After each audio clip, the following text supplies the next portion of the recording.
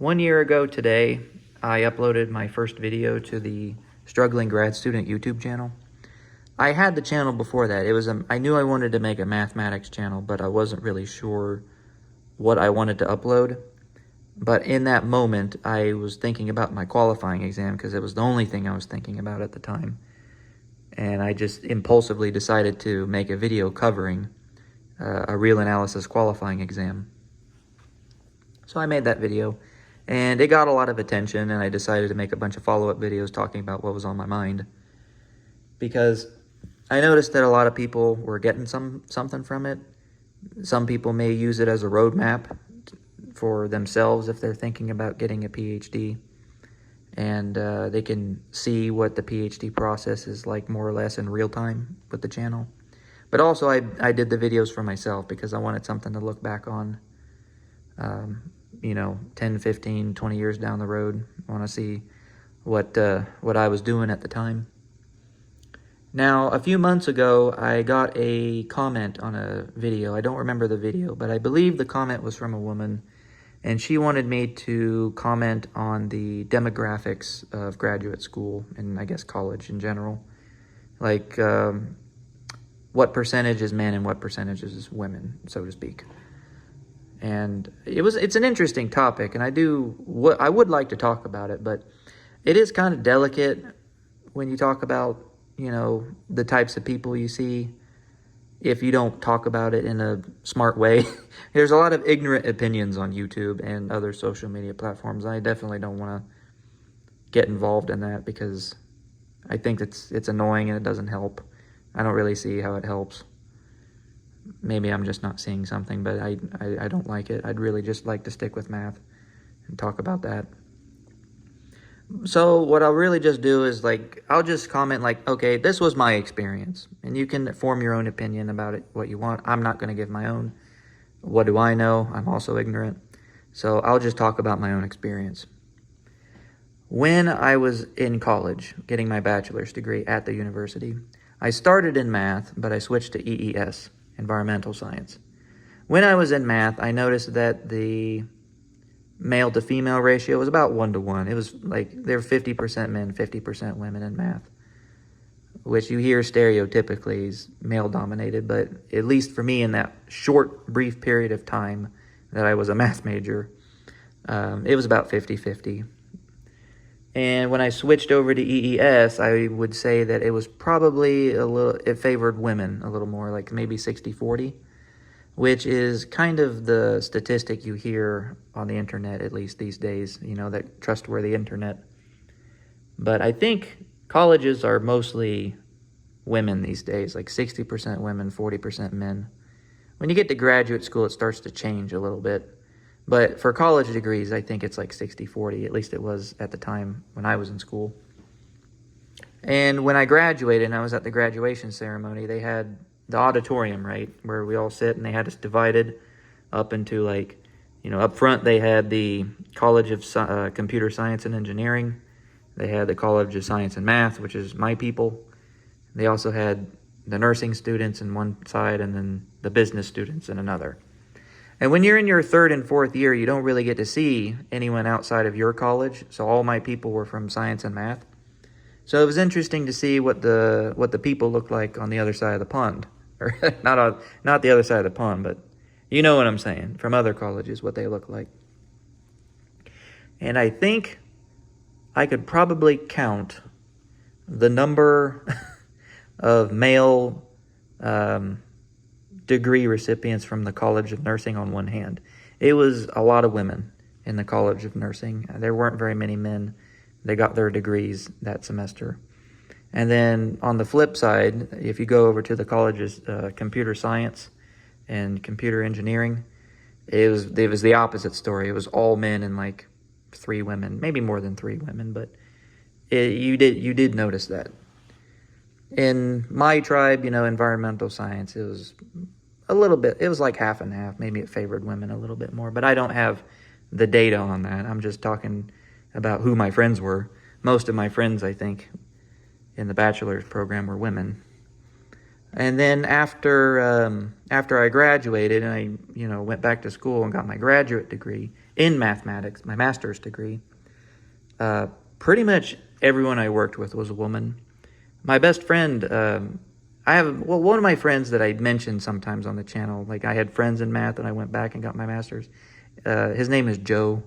He was only there for 1 year. The second year, he was gone and he got a job somewhere else. But my other friends in the department, they were pretty much all women, now that I think about it. There was a woman there that was getting her master's degree because she wanted to be employed full-time at a community college that she was working at. And she has 3 grown children. Some of them are in high school, some of them were in college at the time. You know, she was one of my best friends. And there was another woman that worked as a GTA. She was a grandmother getting her master's degree in math. And then I think also my supervisor that was teaching me how to teach, she was a woman. And then her boss, the assistant chair of the math department, she was a woman.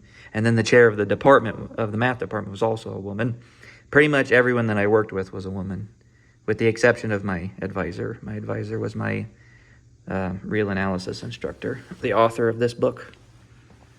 So that was my experience in the master's program. Had a really good time. All the people I worked with there were super nice. I really enjoyed my time in the master's program. And then 2 years later, I entered into the PhD program. And there's a lot more diversity at the PhD program. You get to meet people from all over the place. Some of my best friends are from Nigeria and Thailand and China, to say the least. There's also a lot of people that look like me and that talk like me there. So, and I should say that some people might look at the program and say, how come there's no people from group X, Y, and Z? You know, that might be a complaint someone might have. And you have to keep in mind that the math department can only hire people that apply to the program. It takes money to go out and find people. So they can only hire people that apply. And maybe 1 year people from group X, Y, and Z don't apply. So you have to keep that in mind. But as far as I can tell, it's like there's people from all over the world working in my program, and they're all nice to each other. They all get along with each other. And as far as like women and men go, I would say that there's more men, but it's not by much, I would say. It's not like there's 2 women working in the math program or in a PhD program. But there's a good bit of women that work there. I say women, I focus on women because I think some might be a bit apprehensive about entering into a field that's male-dominated. At least in my experience and in the department that I work in, all the women really like it there. They don't have any complaints. So I hope that's comforting in your decision. You have to make the decisions yourself. But in my experience, they all love it there. You know, there's no men bullying women in their math ability. There's people that bully me. I'll say that. There's some people in the program that bully me. Or at least I interpret it as bullying, but, you know, I'm tough. You know, it doesn't bother me. I mean, if it keeps going on, then I'll get annoyed, but for the most part, it doesn't bother me. But that was what I experienced. I hope you get something out of it. But so what kind of sheet of paper? Let's talk about math for a second. So what's the sheet of paper I got here? Oh, before we move on to the paper, the next video I make on the channel is going to be different. And I kind of saved this topic because I knew what video was going to come next. I'm not going to say anything more about it, but be on the lookout for the next video, which should drop somewhat soon. After February 9th, we'll put it that way. Okay, so what is this paper all about? This is a homework problem that my Fourier analysis instructor gave us in the class. And I've been working on it on and off casually. I haven't really sat down and worked on it really hard because it's not immediately obvious to me how to solve it. So what does the problem ask? It says, prove that for any sequence Bn that increases toward infinity, there exists an irrational number alpha such that 1 divided by absolute value 2 pi n alpha 2 pi I n alpha minus 1 is bigger than Bn for infinitely many n. So what that really means is I can replace n with nk if I want, and say for some subsequence of n, meaning I can choose a subsequence. And that subsequence has to depend upon alpha in some way. And geometrically, what this kind of says is that you can find points on the unit circle in the complex plane that get really, really close to 1 as the sequence increases. You have to choose terms in the sequence specifically to get closer and closer. And this problem stems from Wiles or Wales. I'm not sure how to pronounce his name. I think it's Wiles' equidistribution theorem, which is this guy here.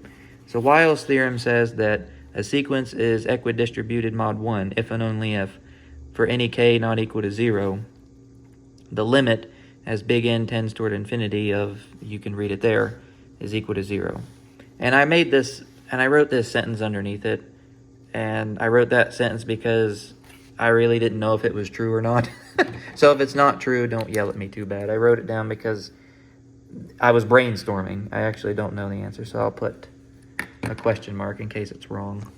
Because I'm trying to use it because this problem came from that topic in class. We were discussing it, and then he gave us this homework problem. And I think I have some inkling of what direction I want to go in. So I wrote, without loss of generality, assume that Bn is non-negative, because if it's negative, then, you know, any positive number is bigger than any negative number. I think it's okay to say that Bn, you can assume that Bn is positive, or at least start from a position where Bn is positive, you know, in the sequence. And so what I've done here is I've taken that ratio, or that fraction, I should say, and I've multiplied by 1 in a creative way, because I saw this somewhere in a proof once. And I wrote it this way, and then I pushed some things through, and I ultimately got a new ratio, or fraction, that says 1 over 2 times absolute value sine of pi alpha n. And what I want to show is that, and if I move the Bn over, you know, play with my fractions, just do some algebra, you know, I get this statement here, 1 over 2 Bnk bigger than this guy. And so what I did here was I drew a picture just to try and, you know, get an idea of what's going on with here, because the humps represent sine, and the 1 over 2 Bnk more or less represents the function if we replace Bn with some function x that, you know, has the properties that I want of it, where fnk is equal to Bnk, fx is positive and tends towards 0, or increases. Wait, what did I write here? Increases to 0? That doesn't make sense. I write a lot of nonsense on here.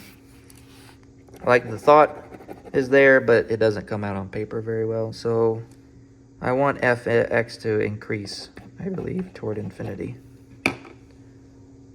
And such a function exists. You can just connect the dots. You can just plot Bnk and then connect the dots with straight lines.